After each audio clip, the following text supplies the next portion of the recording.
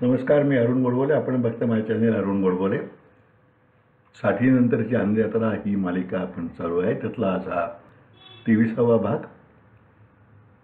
ज्येष्ठत्व आलं तरी आनंदी कसं राहता येईल याचं एक मार्गदर्शनपर पुस्तक मी केलं. त्यातले लेख मी वाचतोय. मुकुंद कानडे हे चिपळूणचे एक रस्ते आहेत. मुख्याध्यापक होते युनायटेड इंग्लिश स्कूल चिपळूणला आणि अतिशय उपक्रमशील मुख्याध्यापक म्हणून त्यांचा लौकिक होता. म्हणजे आता ती निवृत्त आहेत, मुंबईला असतात.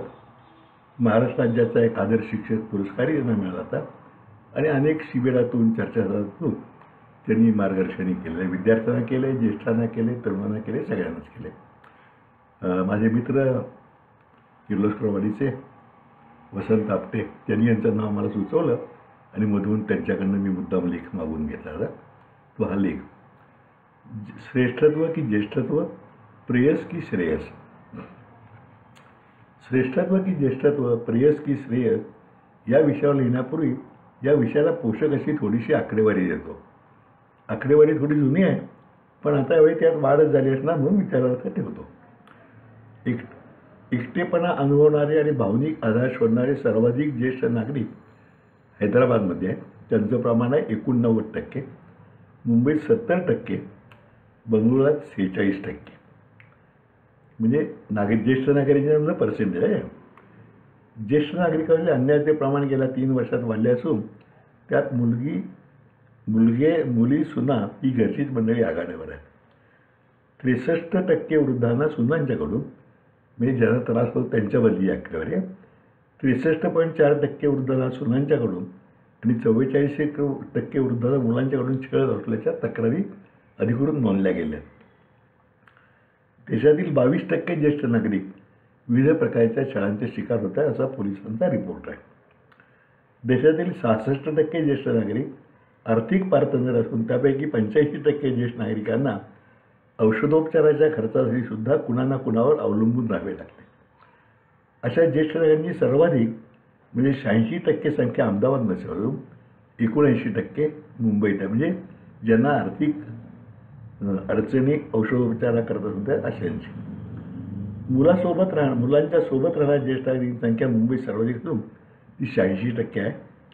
तर मुलींच्या सोबत राहणाऱ्या ज्येष्ठ नागरिकांची संख्या 22% आहे. दुसरं गोष्ट महत्त्वाचं आहे, पेन्शनर्सचे वाढते वयोमान. म्हणजे पेन्शन 60ला मिळायची पूर्वी आता काही ठिकाणी 62 वय झाले, काही ठिकाणी 58 आहे. तर पेन्शनर्सचं प्रमाण वाढतं. म्हणजे आयुर्वेदा कशी वाढती आहे, तर पेन्शनर्सचे वाढते वयोमान.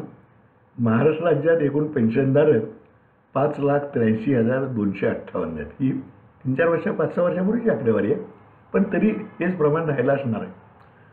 80 वर्षावरील पेन्शनर्स त्यामध्ये 60,247, 85 वर्षावरील 26,652 आणि 90 वर्षावरील 8,477 पेन्शनर. या पेन्शनरसाठी म्हणजे पेन्शनवर राज्याचा एकूण खर्चाच्या जवळजवळ 10% होता.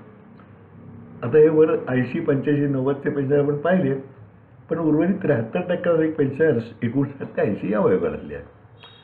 तिसरी आकडेवारी आहे जनगणनेनुसार. 2011च्या जनगणनेनुसार देशात 7.4% ज्येष्ठ नागरिक होते. त्याच जनगणनेनुसार देशात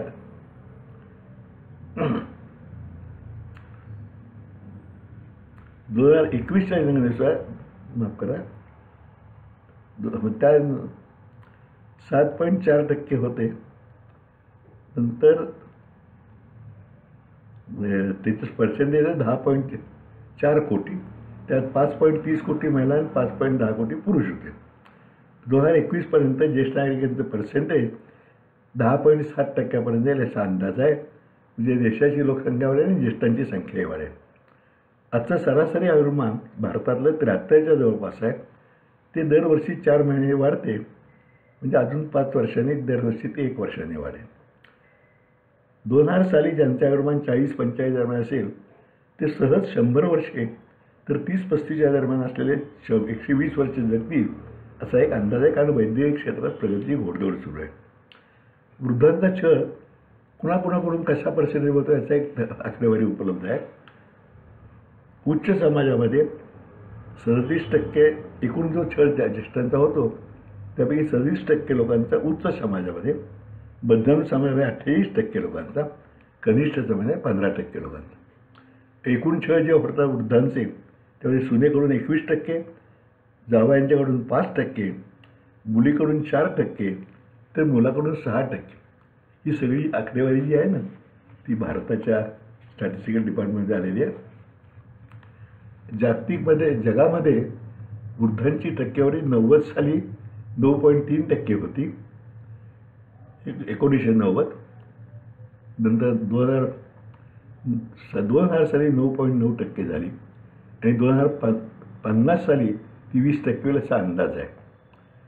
आजची जगाची लोकसंख्या म्हणजे 2000 सालातली 700 कोटी, त्यात ज्येष्ठ नागरिक जवळजवळ 10% आहे.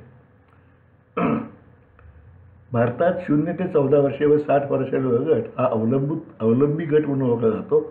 त्यांचं प्रमाण 38% आहे आणि 15 ते 59 हा वयोगट कार्यकारी मानला जातो, तो 62% आहे. असा कार्यकारी गट अवलंबी गटापेक्षा मोठा असणे चांगले, पण तो कार्यमग्न, सुसंस्कृत, देशाभिमानी व सामाजिक बांधिलकी पाळणारा हवा असे चित्र या गटाला दिसते का? तर नाही, ते चिंतादायक वाटतं. ही सर्व परिस्थिती पाहिली म्हणजे ज्येष्ठ नागरिकांच्या सर्वच मागण्या पुरवणे शासनाला, मग ते कोणते पक्षाचे असो, अशक्य आहे. यासाठी योगी, प्रयोगी, उद्योगी, उपयोगी व उत्तम सहयोगी बनून अहंकार, मीपणा, मी असे केले, एवढे सर्व मी जमवले, अशा श्रेष्ठत्वाला लगडलेल्या गोष्टींचा दर्प असलेल्या सर्वांचा हळूहळू त्याग करण्याची सवय आपल्याला अंगीकारावी लागेल. केले कुणास्तव हे किती, हे कधी बोलू नये. होणार त्याची होती, त्याची तयारी पाहिजे, हे लक्षात ठेवलं पाहिजे. 15 ऑगस्ट आणि 26 जानेवारी हे 2 दिवस जसे देशाचा नागरिक म्हणून तसे आत्मपरीक्षणाला हवेत, तसेच 17 डिसेंबर हा ज्येष्ठ नागरिक दिनसुद्धा ज्येष्ठांच्या आत्मपरीक्षणाचा दिवस हवा.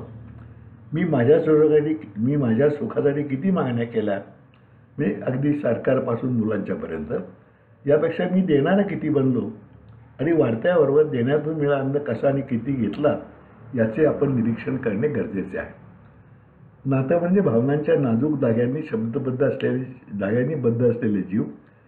यासाठी परस्परात प्रेम, आपुलकी वाढवणे सुद्धा गरजेचं आहे. त्यासाठी बारीक सारीक गोष्टीकडे दुर्लक्ष करून मुलांना त्यांच्या स्वभावाप्रमाणे वागण्यास थोडी सवलत देणे. सर्वांच्या प्रेमाची अशी जागा असेल म्हणजे आईवडिलांना त्यांची मुले व आजी आजोबांना त्यांची नातवंडे याकडे लक्ष केंद्रित करावे. सूचना करताना ती नम्रतेने आणि गोड शब्दात करावी.